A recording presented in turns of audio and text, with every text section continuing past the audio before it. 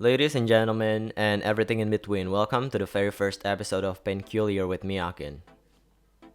For the first episode of this new series, I want to make some sort of barbarian warrior type of character. I didn't make any concept or whatever because do I come off as someone who likes to plan things out? Cause I'm not.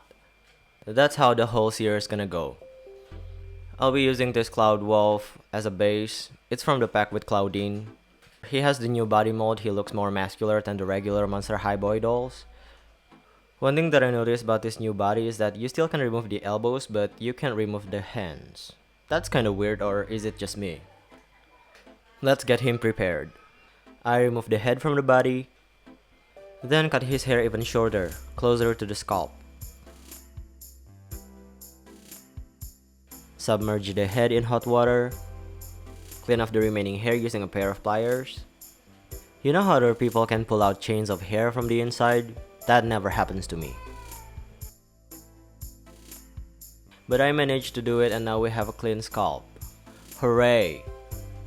Using an acetone soaked tissue, I get rid of the flocking. While I'm at it, I erase the factory face. Clean off the remaining acetone with wet wipes.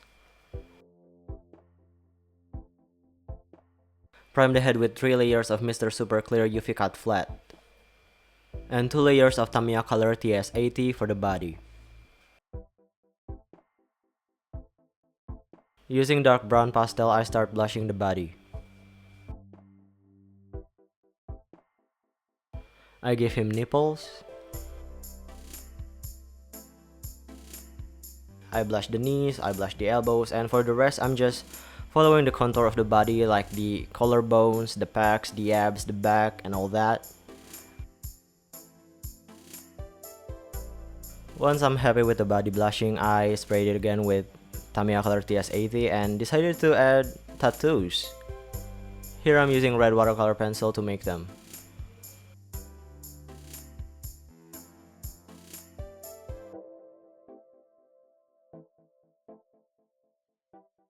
I totally did it on a whim. I didn't use any reference, but I'm really glad with the result. I think they look pretty cool. And then I sprayed it again with the Tamiya Color TS80 to seal it all. I gotta say, this is the best body blushing I've ever done. The Tamiya color is great to prime the surface, but to protect it, I don't trust it completely. So using my airbrush, I'll give the whole body like 5 coats of watered down matte varnish. You can do this using brushes, but since we did the tattoos with watercolor pencil, I don't want to risk smearing them. Time for the face up. I blush it the usual way. Every now and then I use Q-tip to kinda blend the pastel.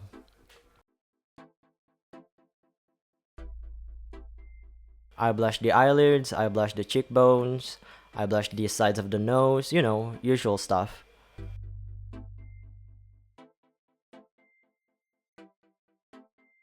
I give the face another layer of MSC before doing the lips and initiating the eyebrows. Still using pastels.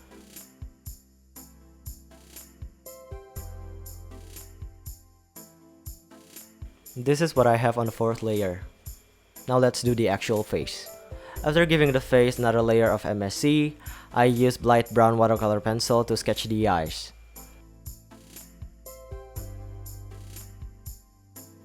Once I'm happy with the placement, I start filling in the real colors.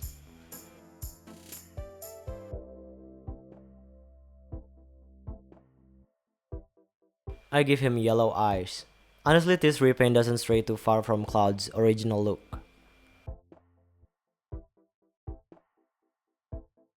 I'm also drawing on the new hairline and beard line. From here, I'm just building up the colors and defining the features.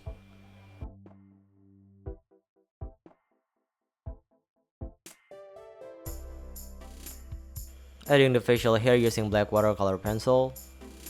I save black for last, though I'm gonna do something a little different later.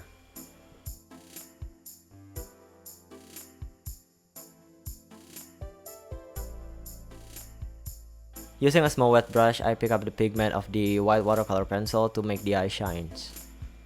Don't forget to seal the deal with one last final layer of MSC. The face is pretty much done. He turned out handsome, but for some reason he looks adorable. I was actually going for the badass tough guy look, but that's okay, I guess. I still like the face. Here I'm painting the scalp black because we're going to reroot him that color. Also, I prefer to do the whole face with dry watercolor pencil because I suck at painting. But before we start rerooting, I'm going to apply flocking to the sides of his head. Clean off the excess flocking powder using a toothbrush. If there's like bald spots or whatever, you can patch things up by adding another layer of flocking.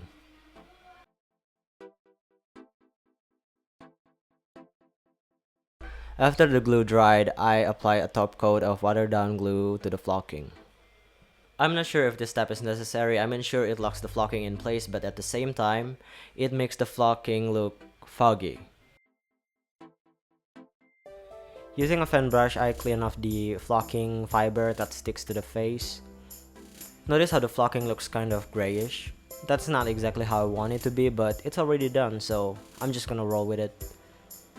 Alright, it's time to reroot the hair. But since we already finished the face, so I'm just going to cover it with cling wrap. Why did I reroot after I finished the face up and not before, you might ask? I don't know, sometimes I do things without reason.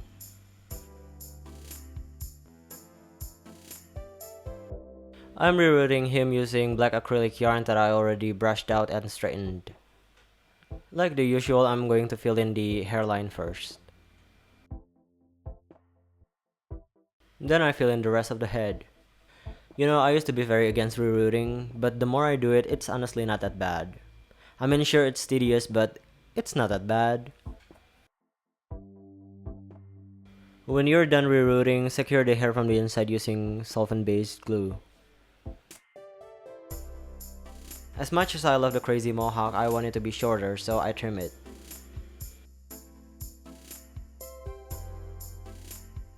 I want to give him rooted goatee, so I stab new holes on his chin.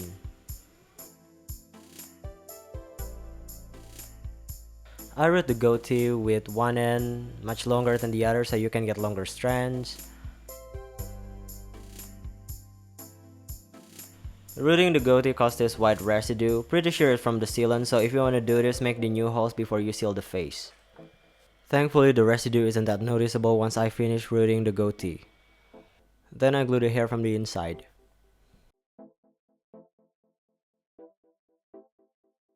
Last minute details I decided to add were the fangs. I built up a few layers of white acrylic paint to make them.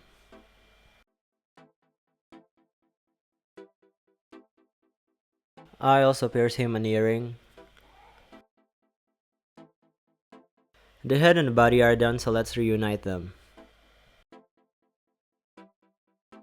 For his clothes, I'm only making him a pair of drawstring pants.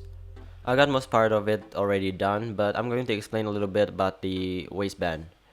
The waistband is a rectangular fabric with both ends sewn together, and I fold it in half.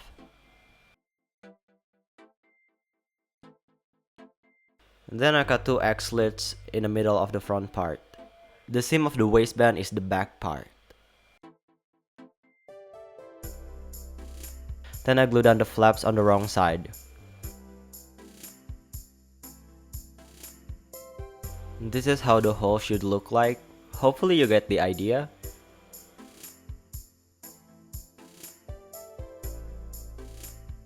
Then you can sew the waistband to the pants.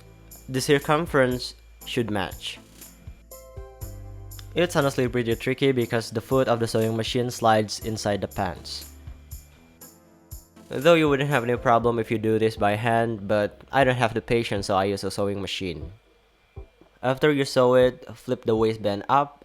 Make sure the holes are on the outside and not on the inside. Using a needle with a large eye, I thread a strip of red knitted fabric to be the string of the pants from one hole to the other. Be careful not to sew anything on the way.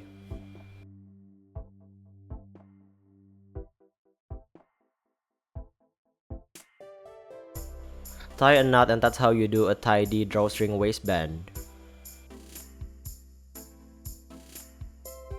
For the shoes, I don't even know where the shoes are from, but they fit Monster High and kinda match the theme, so I'm gonna use them. With acrylic paint, I repaint them dark brown.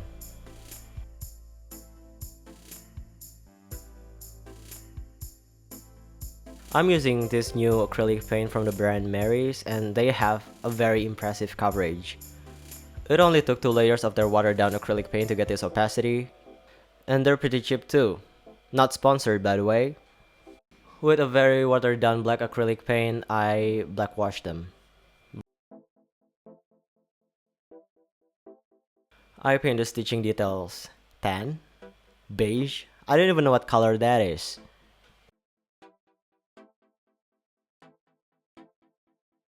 Then I give them 2 layers of watered down matte varnish.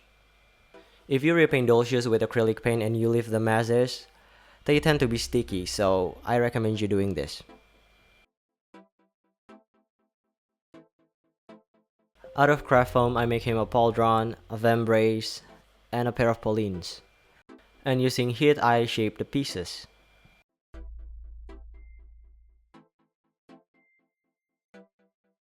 If the pieces are too large or anything, you can trim them as you see fit.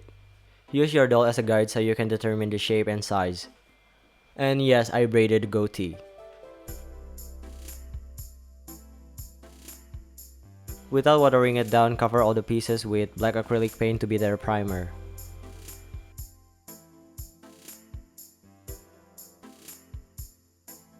Then I paint them silver.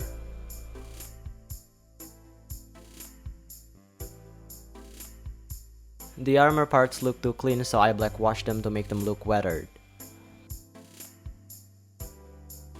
Then I coat them with super gloss varnish to mimic metal.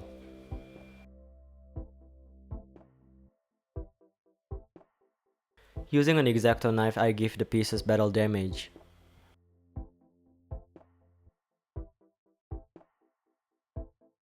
They look pretty awesome. I like them.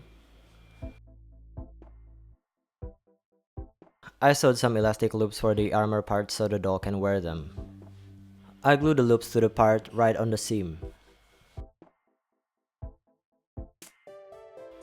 I cut off strips of synthetic leather and glue them to the seams to cover them.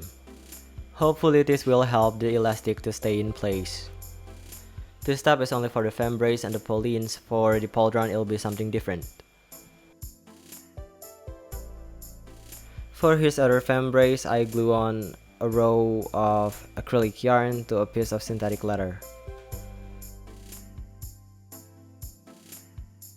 Then I glue 2 strands of embroidery thread on the back so it can be tied to the doll's forearm. I cover the back side with another layer of synthetic leather. Cut off the rest.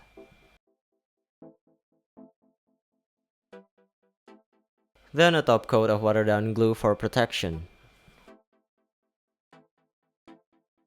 I want to make a strap that goes across his torso, so I cut a strip of synthetic leather material which I already double layered. And I installed a buckle on one of the ends. I also add a loop for the access tip to go in.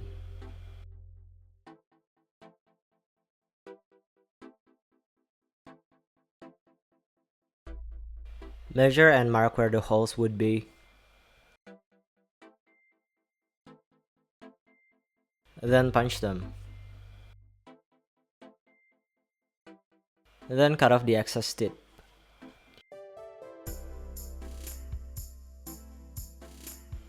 I decided to glue another strap that goes under his armpit, so this is basically a harness.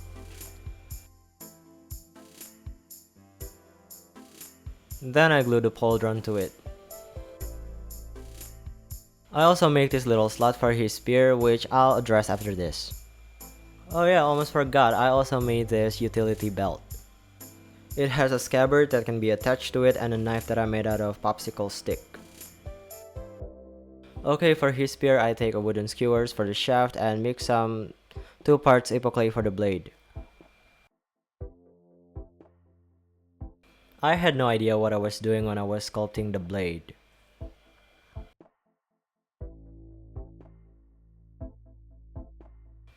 I ended up with this shape. I think it looks good enough, so I let it cure.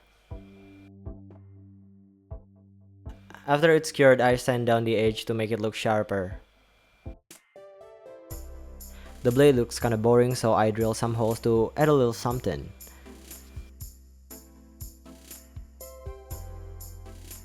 Then I paint the whole thing black. I go over it again with silver paint for the blade. And brown paint for the shaft.